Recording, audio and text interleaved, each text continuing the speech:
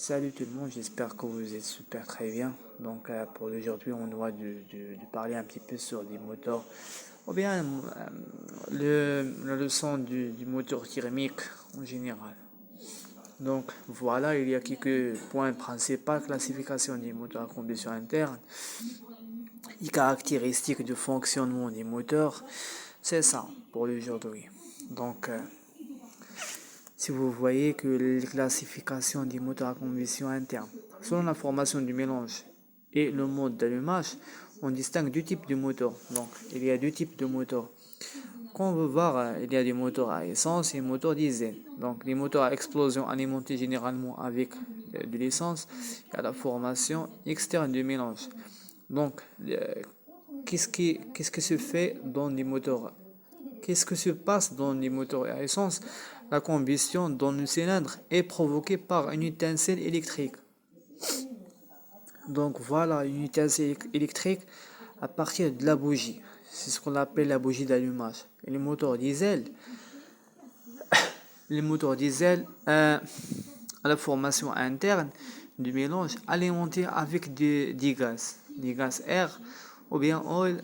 La combustion dans le cylindre est assurée par l'auto-allumage. Donc, il y a deux catégories de moteurs. Il y a un moteur à essence et le moteur diesel. Diesel, euh, la combustion par un auto-allumage, et le moteur à essence, la combustion ou bien l'explosion à partir de la bougie d'allumage. Voilà. Donc, il y a le cycle aussi du travail. On distingue deux types de. Il y a du cycle du travail. Les moteurs à quatre temps qui ont besoin pour un cycle de 4 courses de piston, c'est-à-dire de 2 rotations de V-requin. Il y a des moteurs à 4 temps et les moteurs de temps. Donc, dans les moteurs à 4 temps qui ont besoin pour un cycle de 4 courses de piston, c'est-à-dire 2 rotations de V-requin. Donc, 2 rotations de V-requin dans les moteurs à 4 temps. Mais les moteurs à 2 temps, c'est juste uniquement une seule de rotation de V-requin. Voilà, c'est ça. Et voilà, on doit parler un petit peu du système de refroidissement. Il existe des moteurs à refroidissement à eau et des moteurs à refroidissement à air. Et selon le déplacement des pistons, on trouve des moteurs à course de piston rectiligne et des moteurs à piston rotatif. Rectiligne, c'est-à-dire des pistons qui ont en ligne, et des pistons rotatifs, c'est-à-dire des pistons qui comme qu'ils ont avaient dans une cercle. Et la disposition des cylindres, selon la disposition des cylindres, on les répartit comme suite: moteur en ligne. Les moteurs en ligne, c'est ça que, comme vous voyez, moteur en ligne, c'est ça. Et les moteurs en plat, c'est ça. Le moteur à plat à cylindre opposé, boxer. Et les moteurs en V, c'est comme vous voyez, c'est ça, le moteur en V, c'est-à-dire des pistons qui comme ça, comme la disposition et la figure V.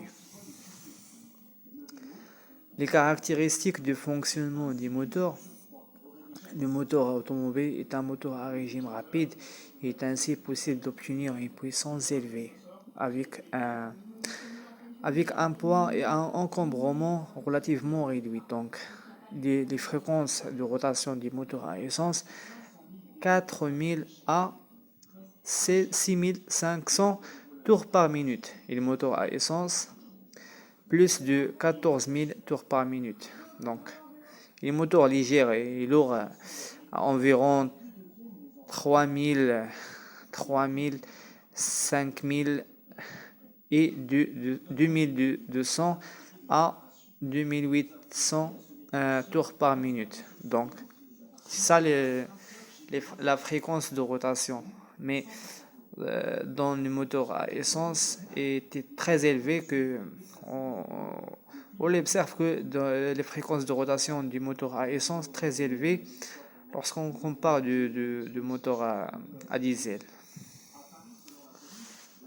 Donc, lorsque la fréquence de rotation d'un moteur à essence 4 temps est de 6000 tours par minute, le nombre de tours par seconde est de